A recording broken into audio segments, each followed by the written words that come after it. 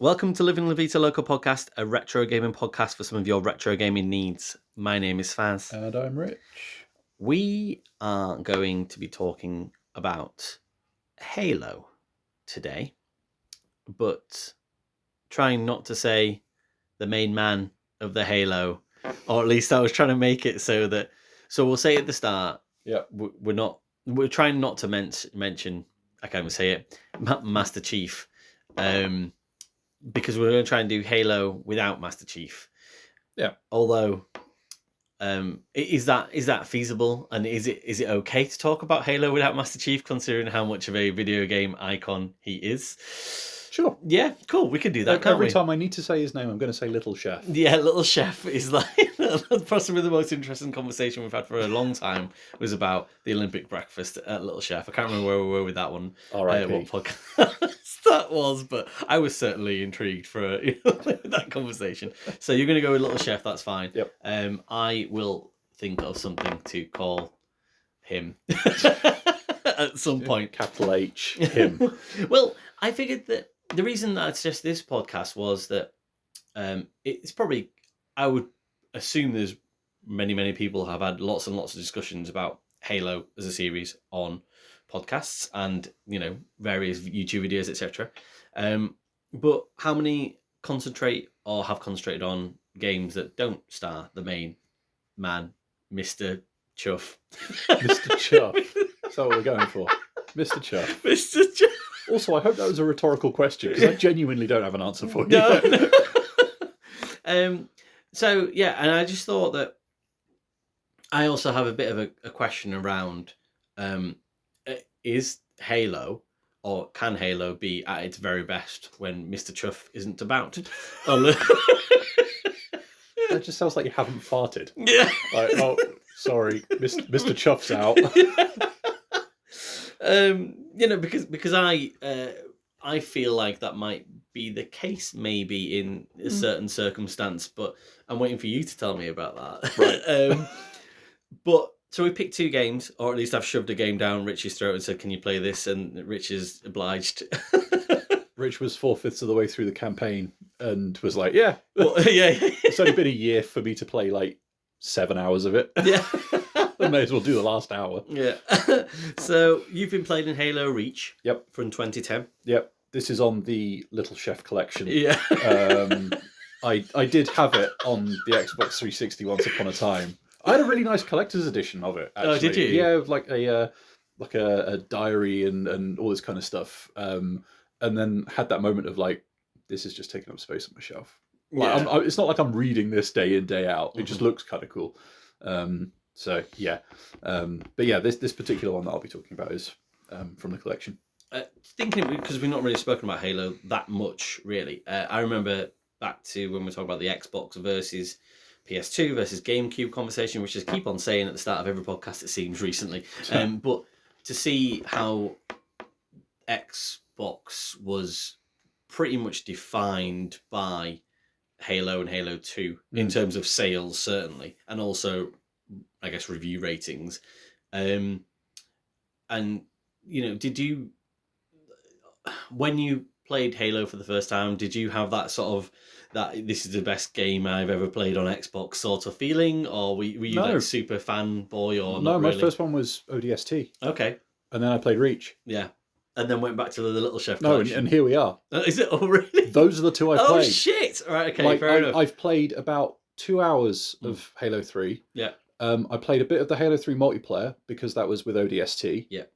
That's it. This is going to be super awesome. I am excited to have no horse in the Halo you race. really don't care about little no, chef, Mr. This Chuff. is what, like, when you were like picking it up on the chat, being like, "Oh yeah, it's going to be so difficult to not say his name." I was like, I think you'll be surprised. I've never had to say his name ever. Yeah.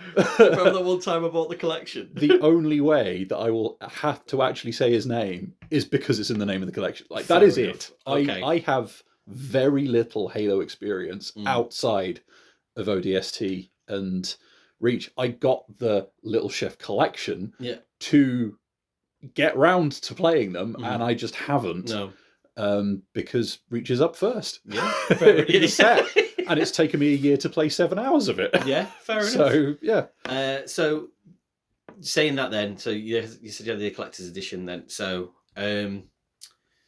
did you notice from playing the Little Chef collection that it had a nice polish over those sort of 5 years or so, or is it just from what you can remember? Or? It looked like what I remembered plus a little bit. Mm-hmm. So for me, that kind of sinks it into decent remaster territory. Mm-hmm. You know, like there are, I mean, I've got a note here that says, looks great. Yeah. So, yeah.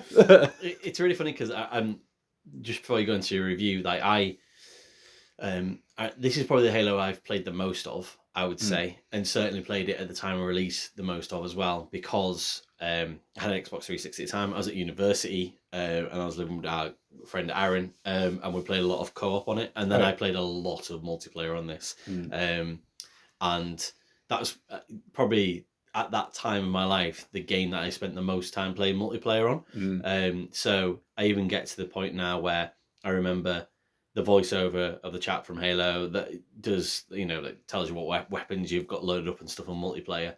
And one time I managed to get 10 kills in a quite quick succession with a laser sword, whatever that's called, and one of the elite swords.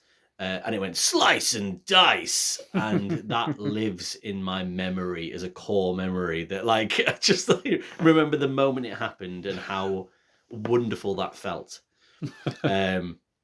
So yeah, I've played quite a bit of Reach. I haven't been back to it for a while. I played the last couple of levels of a day just to get that feeling of what that felt like again, and that will be familiar for people that have played it. I'm going to stop filibustering now, and then I'm going to suggest that you play Reach. Review the Reach, and then I will talk a little bit about Halo Wars 2. Right. Yeah, so this is... well, I think the big thing for me was like when I was playing the Halo 3 multiplayer, and what little of the actual Halo 3 I've played, is I quite like the dual wielding in it. And there is no dual wielding in Reach. And I think that for me was kind of like the big thing. You got that, you got like a kind of equipment system that almost works almost like a class system in a sense, where you can kind of lock up your armor to be invulnerable for a bit, or you can sprint, or you can get a shield, or you can get, you know, this, that, the other. Apart from that, like it seemed like it was broadly Halo-esque, right? Everything kind of played kind of like you'd think it would. What I quite like about it is, you remember when I was talking about Republic Commando, and you know, you have all of these different personalities in the squad, but they're all ultimately clones, and like it's kind of weird that they've gone out of their way to make them so different because they're clones. Whereas here, you know, there are distinct personalities and all that kind of stuff, and I think it's more to the story's strengths. I think they managed to basically deliver on the kind of promise of what Republic Commando was trying to do, almost, I think. That makes sense from what you were saying about your review. I can almost envisage this is like the step on from that in the right direction. Yeah, and I think it's just the benefit of, you know, however many years extra storytelling and stuff like that. And I don't, you know, it's not like it's the same developers as far as I'm aware or anything like that. But it's just, you know, in the medium and the kind of disk space you've got to play with and stuff like that. I think they just had more wiggle room to land the story that they wanted to. And it was the thing that kind of jumped out at me when I was playing it, was like, oh yeah, a prequel story and, you know, bit of a downbeat tone to it. And I'm a sucker for that kind of thing. I just, for whatever reason, probably something wrong with me, but like I find that kind of thing engaging sometimes. So yeah, there's a couple of memorable missions in there. Like it, campaign wise, I think it's pretty short by a lot of measures. But personally, I would rather it be short but good than overly padded. And it's not like I was sitting there thinking, oh, this feels like padding now. There's a couple of missions that feel a little bit more open, and you have a kind of I think it's more of like an illusion that you can attack objectives in a bunch of different ways. It's more like, are you going to go left a bit or right a bit, rather than being like down a corridor. As missions, I would say, like as in from general Halo until Infinite. Like from what I've heard, that like this is nowhere near approaching like open world or anything like that, even within a mission. it's there's a couple of bits where you'll be in a vehicle and you have a bit more room to maneuver, rather than like a big wide open expanse to explore. Like, you're not exploring. You're going off the beaten path a little bit maybe, but that's like the difference between going a little bit longer around a rock or going straight down the main road. Yeah, the very like arena-esque almost in a way, like as in rather than it's not quite as much a culprit as some games that I've played recently and some that I will talk about soon, hopefully, that are very much like you go into a place, you have a fight, you walk to the next place, you have another fight, you walk to the next place, you have another fight. Like they kind of paper over those design cracks a little bit better than that. Yeah. Multiplayer wise, I did not have a internet connection when I had it on the Xbox 360 originally. I did a little bit of offline co-op. I think this had the firefight mode that it was introduced in ODST. So like horde mode, you hold out as long as you can. And multiplayer with this one, I haven't played at all because I couldn't be asked. I'm going to be honest, the Little Chef collection is anything after Reach. It's notoriously difficult to play multiplayer on Halo games in the last decade and a half. Like, they made it super hard for a while. Matchmaking was shit, and it really destroyed what they built up in Reach. And so the original is great for it. I think what struck me was with the Little Chef collection, the way you can pick and choose what you're installing, basically. And I think it was quite telling that the Reach campaign was basically in there as a default, and it was the Halo 3 multiplayer was the default. And for me, I was like, well, that's probably going to be the one that most people are going to land on then, right? Because that's just even I know that's meant to be quite good. And I only ever played it offline with like one other person at a time. It just seemed to me that there wasn't really much point in wading in. From what little bits I've played, like it feels distinct, even from like ODST, but then ODST is also quite distinct. It's kind of like film noir trappings and all that kind of stuff. It's got that nice. So at that time when video games in 2009 were brown unintentionally, ODST is that it does have all those shadows, isn't it? The blacks and greys. Lots of night vision. Yeah.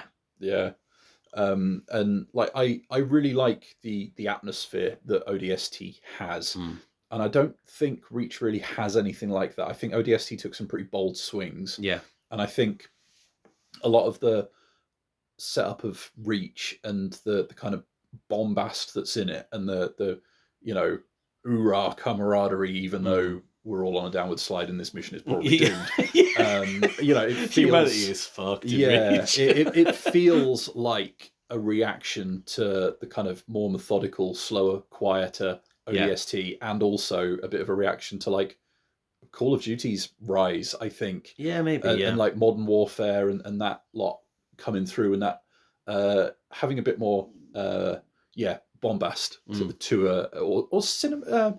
Like a bit more of a cinematic vibe. Like this does strike me as quite a cinematic campaign. This felt like the first time that someone will correct me on this, but I feel certainly that I remember it being really fluid. But like, for example, when you could hijack a ghost for an elite and make those moves where you could jump onto a ghost and kick them off, and sort of, I think you could probably do it before this game in the franchise, but certainly it's something that I remember being perfected in this game, that was like those cinematic moments in battle where you become an absolute badass Spartan. They really went for it with that in this one. Yeah, and I think it's, you are not the solo savior of everything. You are part of a team, and everybody has a specialism, and everybody has a part to play.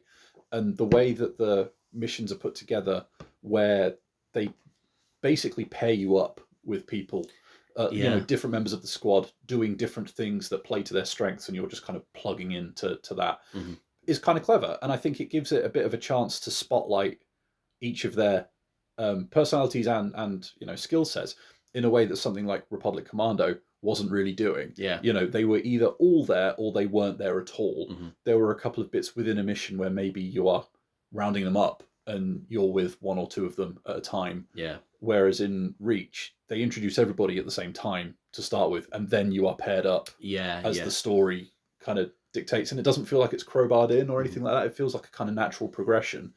And I think part of that is because of the personalities of the characters you're paired with and like the stakes of the story. And as things get more and more desperate, you're kind of paired with more and more deranged characters. Yeah. I find it funny that your character, or the character that you play, is called Noble Six, but everyone else has a name. I'm like, is that your name then? Were you born Six? Yeah. That is in it's just Yeah. like, And lo, Mr. and Mrs. Noble gave birth to it. Yeah.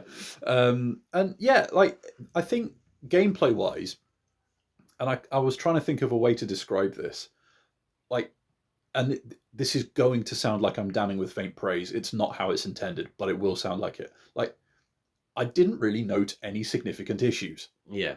Okay. And like that, actually, again, like having played a bunch of stuff over the course of doing this podcast alone, like actually that counts for something. Yeah. Like, yeah, it wasn't like I was sitting there going like, oh, that's a bit annoying. Oh, that's a bit irritating. Oh, like I think my biggest issue was like the grenade button was in a slightly different place, but that's just the Halo layout, and I'm just used to a Call of Duty layout. That's evolved. That's what.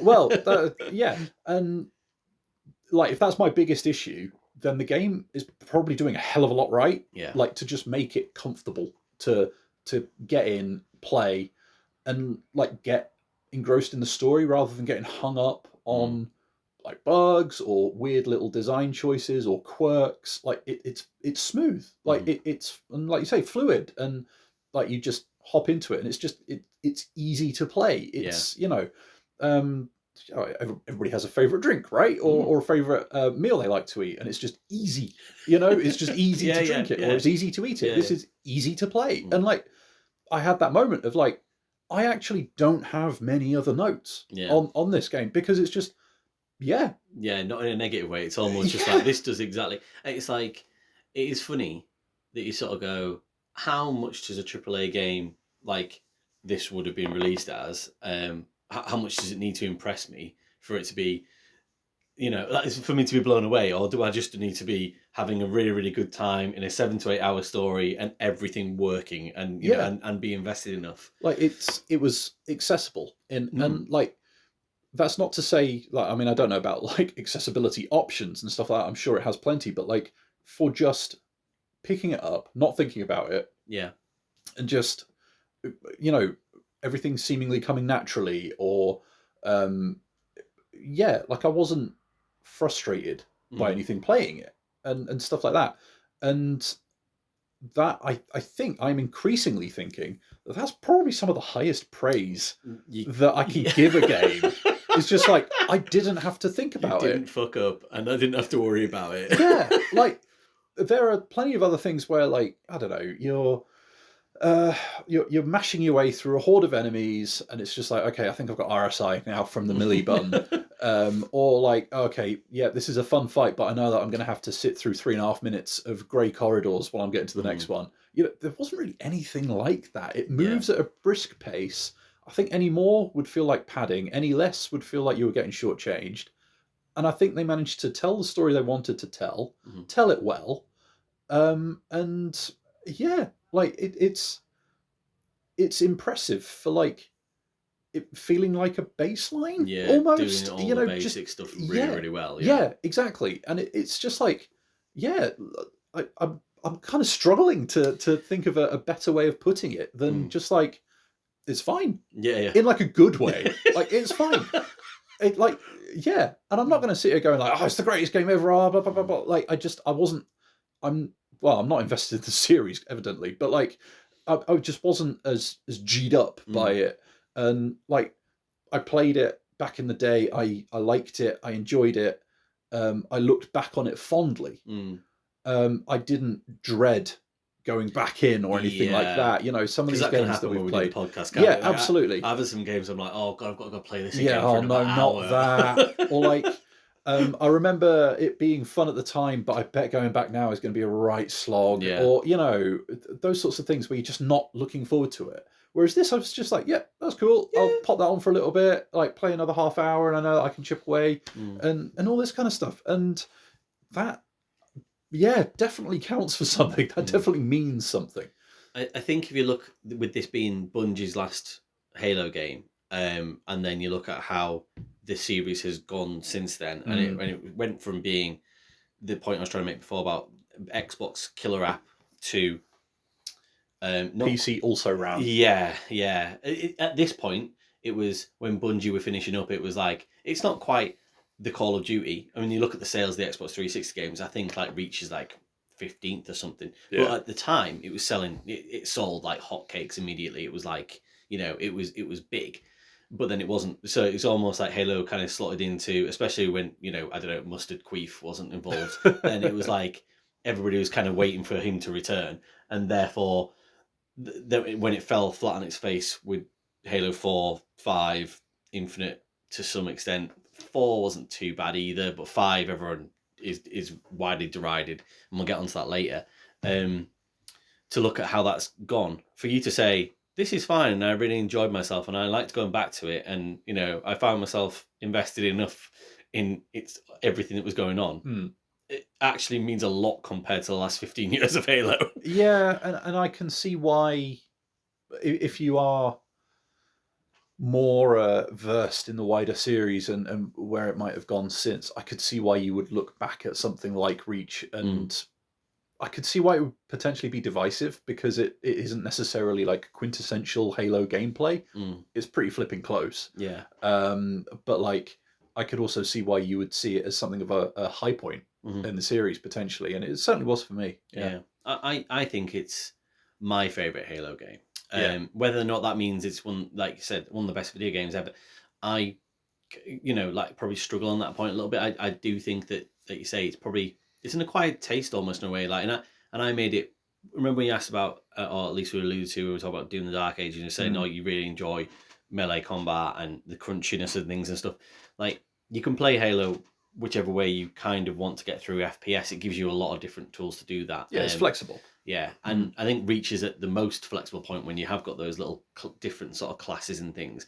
And nothing will make me more excited than jumping into an enemy's face and beating the shit out of them with a butt of my gun, just constantly, just like, the massive enemies and stuff. And that's what I play Halo for. And I've said previously where if I was playing co-op and you're playing on Legendary mode, I'd quite happily have somebody sniping at the back and then me just running around like a lunatic, dying like 90 times, but just having the best fun. And I'm like, you stay back, you do all the good, proper playing of the game. Cover me.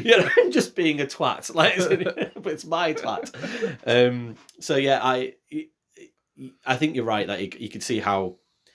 I'm not sure it's as divisive, certainly amongst people. So, and again, people that have played a lot of Halo over the years would say you kind of go back and go, this was, and at Retro Game Den, who is somebody who listens to the podcast, and we've had differing opinions on certain things before. I think I've referenced it about Outrun 2 previously. Right. It was like one of his favourite games ever.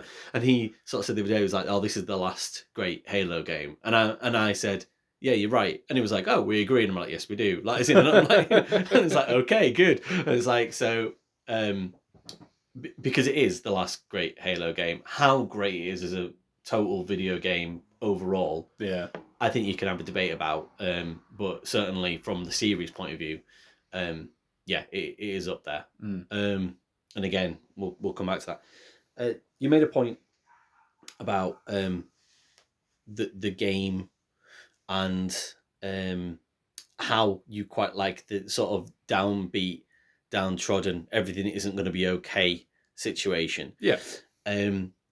And I didn't realise how much DNA this game shares with Rogue One, Star Wars. A hell of a lot. Like, and that is incidentally my favourite Star Wars. Yeah, and me too. Yeah, pretty much. And it's, I think, maybe it was the era. I don't know. But this is the thing. I mean, like, Rogue One came out 6-7 years after this. So that big a difference? I kind of feel like it owes quite a bit to. I feel like someone's been a bit like, God, Halo Reach was good. They actually managed to stick the landing on that prequel. That's kind of downbeat. Yeah, and they're a bit like, we could slot. There's a time.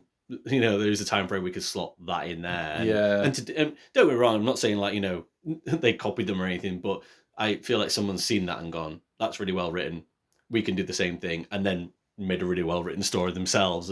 Yeah, that might not have happened, but but I could, in my I head, could I see like that. it There's there is a thematic similarity there, and like especially given the plot points they're trying to hit, I think it would have been quite easy for them to do a bad story with it. Yeah. I think it was, and I think it would be very, very easy for them to try and put more of a positive spin on it than they did. Yeah. And especially for, some of the twists they put on for like at the very end of the game and stuff like that, and how it all kind of comes to a head, feels like the kind of thing that, say, a Call of Duty would do to put you in that situation.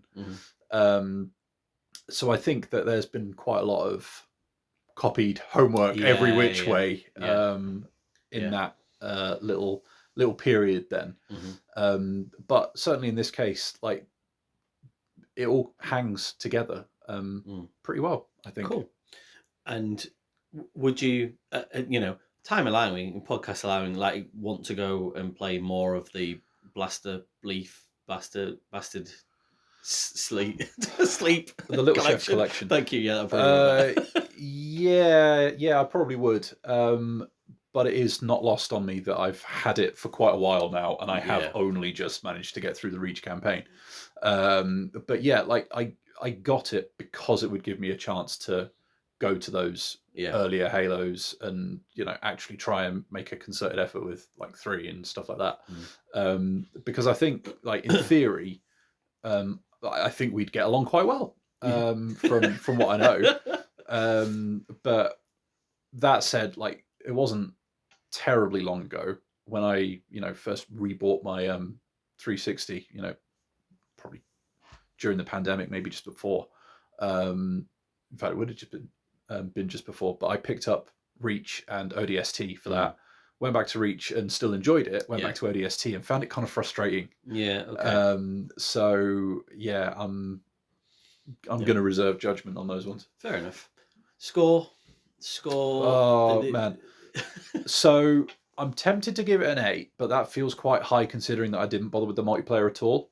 So I'm going to give it a 7, but that is purely through my own fault. Like, I don't think that's the game's fault at all. I did this to myself. Yeah, I think, were I to actually give the multiplayer a shake and for it to be good, 8 wouldn't be completely beyond the realms of possibility. 9 potentially. Yeah. But based on the single player alone, which if you take the whole package, is what, a third of it, if that. Yeah, fair enough.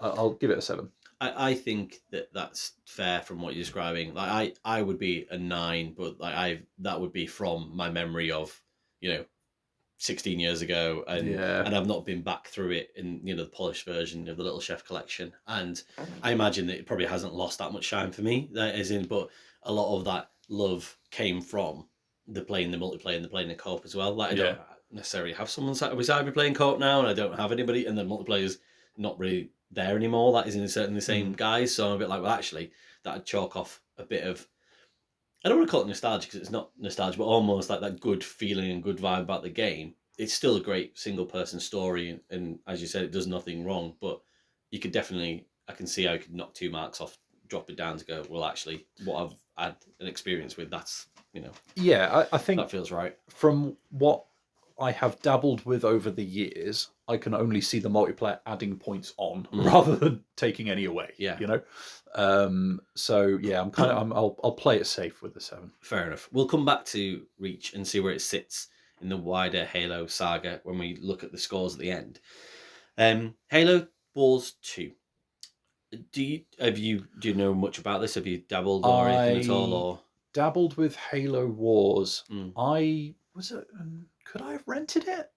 Could that have been a late rental? Was Blockbuster around at that point? Probably. I mean, it was was it 2008? maybe was it 2007? I mean, it was. Yeah, it might have been. Love Film was a thing before it became Netflix, and you'd kind of like so therefore, like, I imagine you could do games as well. Like yeah, so Halo Wars was 2000 and I think it's 2007 or 2008. I can't remember now. So I'd have put that on my notes. Kicking around A-level uni time, and Blockbuster was still 2000 and so. I wish my writing that could be an 8. It could be a 9. Could be an 8, right. Either way, I either rented it or I owned it for a very brief time. Yeah. Like a pick it up, try it for a weekend, and be like, actually, not sure about that. I was always a Command and Conquer kid, and Halo Wars, from what I played, just seemed a bit flimsy. Yeah. So I'm going to give a little bit of context, and it's good that you touched on Halo Wars, because I think that it's important that I've not played the first Halo Wars game. I did want to at the time, and then the opportunity came around when I was for the podcast, and I was like, I could play both. I could play 2, I could play 1. I looked up to see, what was the general consensus about which was the best one. It's kind of divisive. It's not really sort of settled. I think you kind of get some people sort of saying that the first one had a better campaign and a better story, but when it comes to quality of life and gameplay and playing an RTS on a console, Halo Wars 2 is the one to play now. Right. And it's kind of gone through, nowhere near as the renaissance that Battlefront 2 reboot has gone through. But certainly it's had some DLC, and it's got a player base, and it's had a player base since 2017 when it was released. And I think that you never really see it if you looked up the top 50 RTS games, it's not there. You look at the top 100, it ain't there. Like, as in, it's not. So it's not peak RTS. Yeah. Is it peak Halo? It's not peak Halo either. Is it my favorite Halo game since I played Halo Reach? It's not far off. Like, as in, so I mean, if you think about the business is the business, Mr. Lord Business, the development teams who made this game. So 343 who are now called Halo Studios, were the team that took over from Bungie, basically the Microsoft internal team. And but the first Halo Wars was made by Bungie in conjunction with Ensemble Studios, those who did Age of Empires. And so they kind of brought in an RTS team, and this time they did the same sort of thing. So they brought in Creative Assembly, who those guys. Yeah, so they've done Total War series. How many Total War series games do you think there are so far? Oh man, you'd only be asking me if they were barely any or loads. Yeah. Let's go 27. Oh, that's not bad. 22. Oh wait, it's not bad. Yeah. So, and they did Alien Isolation, which is kind of like become not even a sleeper hit, just everybody's sort of favorite £8 game that you can pick up on, and feel really, really scared at Halloween. So really, really good credentials. Versus 343's overseeing of the demise of the Halo franchise. Slow decline. So the meeting of the two, how's that go? Pretty all right. Yeah, it's not bad. I feel like I'm in a good position to say that, considering I played a bit of Age of Empires 2, the definitive edition, which has been optimized for consoles in 2019. I feel like I'm in a good position to sort of say whether or not this is a good console RTS game. Right. This is not the quality of what I would consider the best RTS game that having the handful that I've played, but also feel when you look out there, like, as in, what is the best RTS game ever made? Age of Empires 2 is kind of always like top 5. So this game is not there. But it is good to play on a console. I found it very easy to get around, mostly. The story of this then, it's a time jump. So basically the first Halo Wars game takes place like a couple of years. So is it after Halo Reach? And it's like basically before.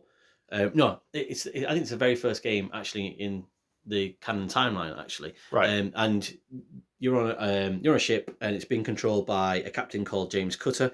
There's some heroics from some of his team, and they manage to, which always seems to happen in a Halo game, use a slip space engine to blow up like a sun and like destroy, like it's in yada yada yada. But someone's always using slip space engine to do stuff, and I'm like, is there not just conventional weapons that humanity can use to destroy Covenant or to destroy brutes? They're constantly taking slip space engines and fucking throwing them into suns or planets or some shit. So that happens. So the ship that you're on is the Spirit of Fire. The slip space explosion effectively leaves the the Spirit of Fire floating in space, a bit like Master Queef. Oh, I almost did it. Oh, dear. That's half it. That is half. Oh dear. That's half bad. He is floating in space at the end of Halo 3. And then an unusual signal comes out of nowhere, as it always does from an unusual installation. That is in pretty much, Halo. It brings the ship out of cryosleep. So actually, this is on the other side of Halo 5, because this is when it was released. So, these guys have been asleep for the entirety of Halo 1, 2, 3, 4, and 5. So you end up with, there's a banished faction of pretty much invincible brutes on this installation. It's not a Halo ring, but everything in Halo looks like a Halo ring, and that's one of my But one of my problems with this game is that they had a chance to provide different environments, like you would expect maybe in an RTS game, where you get like a large variation of environments. I understand it's a Halo game, and therefore there would be expectations that it looks like Halo, but a lot of Halo environments are that sort of rocky, green, grassy outtops going into silver corridors, kind of thing. And this doesn't do anything to change that either. And I felt like it was a prime opportunity to almost do something a bit different, especially at that time when Halo 5 had come out and was pretty much hated almost in a way, even by its own fans. To kind of go, well, actually, we could do something a bit different here, and they stayed really safe with it in that manner. But it looks fucking good. It looks really good. Something. When you're playing the RTS elements, and obviously you zoom in and you look at your little armies that you're moving around, this ship that is decimated from the first game, and also had 28 years of cryosleep, and its AI has gone rampant, but yet it seems to have everything at their disposal that they need to be able to fight this battle on this planet. It looks great. The graphics, I'm not usually one to go into this, but the graphics in the cutscene, the presentations of the cutscene, and the way that they set the stories up is not something I would have expected out of a RTS game. But that was where you can see Halo coming to the fore and swinging its big Microsoft money penis, and you go, wow, this has got some real presentation value to it, and it not just shows, it's like really worth it as well. Like, as in, like as a consumer, I'm like, yeah, this is great. I really appreciate it being here. That's where my money went. Yeah. Well, I mean, this is like, this is on the lowest Game Pass tier, Halo Wars 2 as well, so you can get this for like, on the £4 a month tier, whatever it is. So shows you how much they kind of value it, probably. That isn't we'll try and draw you in with this. And it's like, can't even get good Halo. But this is okay Halo. It's the problems with this is that I'd say, whilst the story and the presentation looks good, like as in, there's no real investment, I don't think, the emotional investment in any of the main players' sort of stories. You direct your army around as you would do in an RTS, and you bring in different types of armor and infantry and anything you would expect normally out of, say, a Red Alert. But there's also these little parts where you have these Spartan leaders in your team who can do a couple of different sort of exciting things, but very rarely, like as in, so and you only get a couple of them, and they don't really. What I'm trying to compare this to in my head is almost that if you have in Star Wars Battlefront again, where you get your heroes and villains, and you can bring them in and just absolutely wreck the whole of an arena with Darth Maul, for example. You'd expect these Spartan operatives who are leading your armies to have something about them, to be, to care about them. And they do try hard to do that, but I never came off and thought, I really care about this. Like, unlike the Noble Team and Reach, where I did care about them. This, I was like, I don't really care if these guys die. Because they're not, standard issue Spartans. They're just sort of like, kind of helping out. And they're not really doing as much as I really want them to either. There was no, just panache. There was no little sort of sprinkling of the chocolate on top of your coffee, as in to make it feel like anything other than a kind of bog standard story, and for all of the value in the presentation that there was, that needed a bit more for me. Performance wise, that it's really good. Again, as I would expect, the money that was probably put behind it, you'd expect this to work as it should do. It's very easy to get around on a console. Like I said, this probably is, even with Age of Empires 2 being refined for consoles, certainly, and thinking about playing Command & Conquer when I was younger and stuff, I mean, all tried to do that on PlayStation, for example. Playing this on Xbox Series S recently, I was like, I found it very easy to just sit. I found myself 4 or 5 hours in very quickly, and all the tutorials are there that you need, and they're all very clear and concise. It gets through them very quickly. I didn't find this difficult at all to get on with. Where sometimes with an RTS game, I'm like, wait, what am I doing? I feel like I'm pressing 16 buttons here, and I don't know who I'm directing where. The only thing I found about this was that I would expect there to be those complications with RTS games, because you should have a sense of strategy of almost going, well, I want to send this part of my army over here, because, for example, there's like a rock, paper, scissors sort of scenario where you kind of have armor. I can't remember what it is now. I think it's armor takes down air support. Infantry takes down air support takes down tanks take down infantry. So you'd expect to almost have that cycle of, right, well, I need to move my tanks over here to take these guys out, and I need to move my air support over here to take these guys out. I need to defend against them in this certain manner. And then in the end, but it was quite... I just found that I would just basically select all of my army and send every fucker. That's how I end up playing a lot of RTSs, that's the thing. Because I want to ask that question, because I'm not well endowed in them, and it was almost I've never been very good at them, right? But especially when that you've got that kind of rock paper scissors thing going on, why not just make a mixed force covering all three bases? That's pretty much what happened, and then just send them forwards. Yeah. But which then is how war works, right? Well, A, I'm a simple creature anyway, but B, most factions that I'm likely to play as in anything like that are the ones that specialize in walking forwards and hacking stuff to bits. So I guess at least I have a play style. Yeah.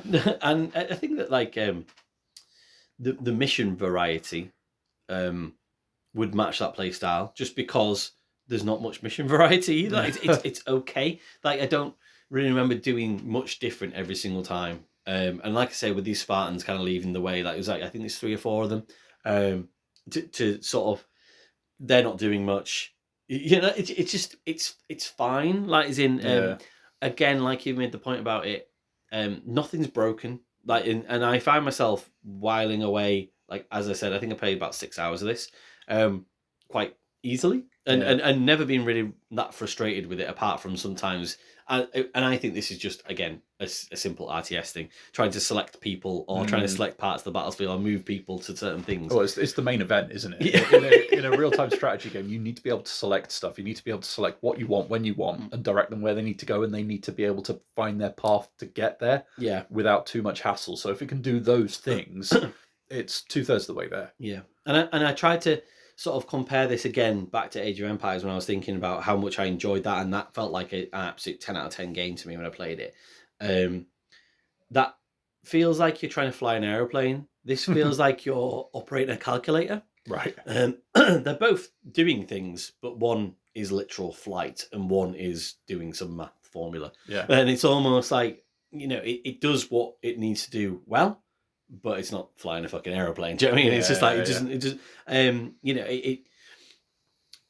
I would recommend this as almost like baby's first RTS. That is, if you wanted to play it on a console, and that sounds, as you said before, damn with faint praise, but it's not. You know, it was kind of how I felt about the first Halo Wars when I mucked about with it. It's like I wondered if it was a touch too simple for what I was after at the time. Yeah. But a good entry point. Yeah, and there's a few little different modes as well that you can get into. So there's like a blitz mode, which is almost like a T20 cricket mode of RTS. You know, with a little card game in it, and if you don't quite have the attention span for an RTS, that's quite fun. And all this stuff is all multiplayer. There's a co-op mode as well, which is really, you know, like I appreciate that that's there as well. And all the UI looks like when you land on a Halo game. You know, it seems to have every accessibility option and every which way you can choose to play the game. It seems to be there. There is, like, as I alluded to before, there's more DLC. So the skirmish and firefight mode isn't included in the core game. You have to pay sort of, I think it's like £12 for the DLCs, which still feels for a skirmish mode. Yeah, it feels very steep. I know it's like, because that's your basic, like, it might be just it might be the firefight that you have to pay for. Maybe the skirmish mode is there actually, but yeah, there's still a couple of things you have to add on, right? Like, if you want to go a bit further and stuff. Okay. You know, it just needed a bit more impact, a bit more ordnance, a bit more, you know, all the cool fun things that it kind of sort of you'd see kicking about in the hangar of the ship. You're like, oh, can I use that? And it's almost like, yeah, but it doesn't really do much. Like, you know, like nothing ever felt like it really kicked anything in the teeth at any point, like, you know, storyline or anything. That, apart from graphically looking amazing, like, is in and just feeling like, wow, this looks beautiful in this very normal Halo world that I would have preferred to have been like a hellscape or like an icy tundra or something. But surely, like, because of, you know, the nature of Halo and, you know, being a kind of we'll call them a hero character in their various guises. You know, you have that kind of inherent power trip, and then you have an RTS where, again, like, it's all about overpowering the enemy. Like, surely having some fun toys or a weapon or two that give you that power trip is kind of the aim of the game. Yeah. Like, if you're not getting there, I don't know. I don't know how I feel about that. Maybe I'm maniacal. No. I think you're right. I think that's what would have really stepped this up, and that's why I was not shocked, but certainly surprised that they didn't lean into that more, because it was almost, again, at the time when this came out after 5, it was almost like, give the people what they want, like, as in, you know, and just think about, you know, rather glass a planet or something. and I don't think that they seemed so concentrated on having optimized everything to make it play really well on a console that actually I don't think they moved anything on, by the sounds of it, much from Halo Wars, and actually that had more impact in its terms of story and things. But I wonder if I don't want to be so critical about that, because that's a good thing as well. Yeah, but I wonder if a large part of that is like multiplayer balance, because if you can do multiplayer for a bunch of the modes and stuff like that you were saying about, I wonder if that was a factor that means that you can't, like, nuke the ever-loving Watsits out of whatever you want Why at a not? given point. Because that would be a little bit unbalanced in multiplayer, I feel, or at least easily abused. So I could see why that might be a factor. Yeah. But at the same time, you know, for the end of a campaign mode or whatever. Like, I feel like this was sort of like really kind of keep it simple, stupid. Yeah. But then to reveal what almost like if that makes sense, it was almost like, I'm going to get you through this. That is in, I'm going to show you how to play an RTS. I'm going to show you how to enjoy an RTS in the Halo world and stuff. And I'm like, okay, yeah, cool. And I'm like, but where am I going here? Like, what?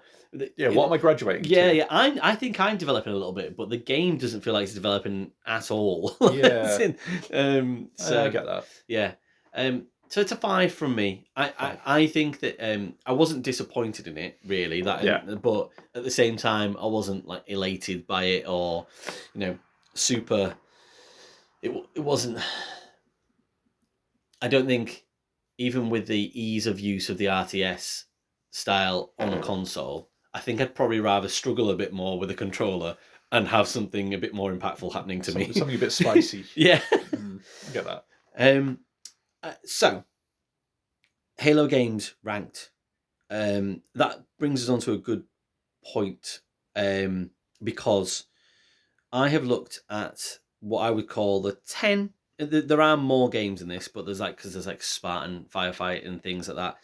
But there's 10 Halo games that I would consider more like mainline-ish Halo games. So 1 through 6, 6 being called Infinite, which really annoys me. Like, I don't know why would you? Anyway, is the next one going to be like Infinite +1? Yeah, just like really, Infinite like 2. Just so annoying. Infinite. And then Halo Wars 2, ODST, and Reach. Right. They're the 10 games.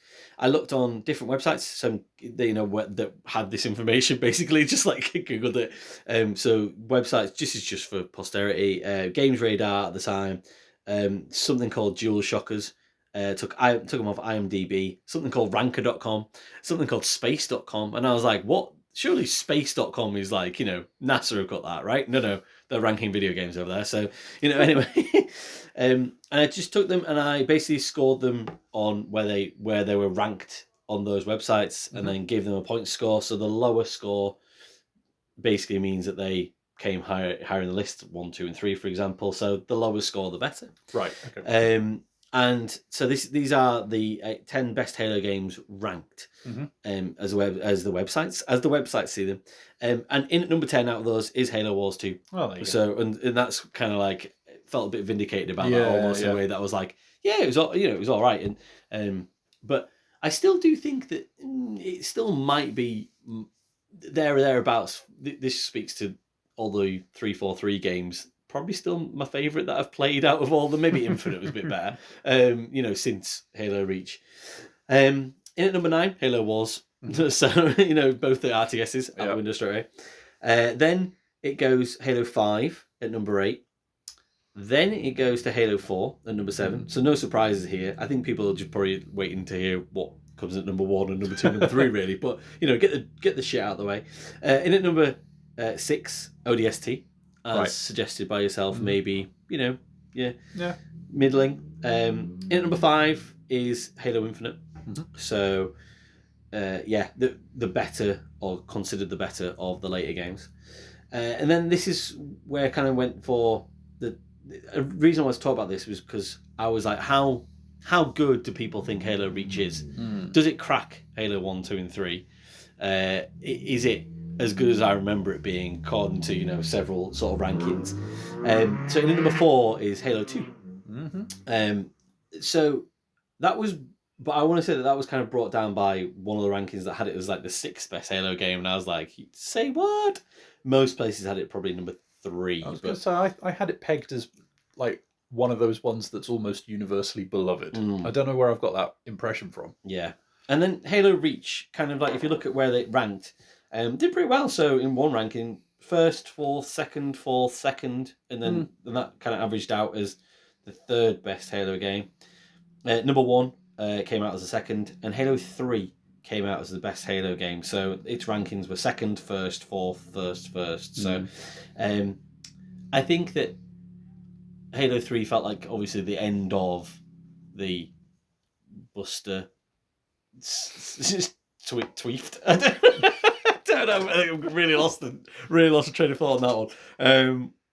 His sort of like full arc to start off with, before they brought him back and butchered him in Deep Space. But yeah, to see Halo 3 up there, it doesn't surprise me. I felt it was a little bit, that felt like the one that was like bombastic as hell to me. And I enjoyed it Reach a bit more, but Halo 3 certainly is, I think, most people's favourite, and it doesn't surprise me to see it up there. But you seem to be able to buy it dirt cheap everywhere, so I just kind of, it's one of those things that I got the impression that everybody had a copy at one point. Oh yeah, it's like Queen's Greatest Hits or whatever. Yeah. Every household had a copy of Halo 3. You just use it as a coaster or whatever. Well, that's it. I think if you didn't have a Halo 3 with an Xbox 360, then there was probably something wrong with you. But yeah, a lot of the games that have been brought out as a part of the Halo franchise, it's been 15 years since Halo Reach. 16 years. 16 years since Halo Reach. And that was the last really good Halo game. And is it dead? Is it dead as a franchise? I mean, it possibly should at least have a bit of a break. Yeah. Then. Yeah. Because that's a while. Yeah. I mean, between like good ones. They're bringing out the fact that they are bringing out Combat Evolved again, Evolved Squared or whatever it is. Like the new Campaign Evolved. Oh my god, what a fucking terrible name! Like it's in like Halo Campaign Evolved or whatever it is.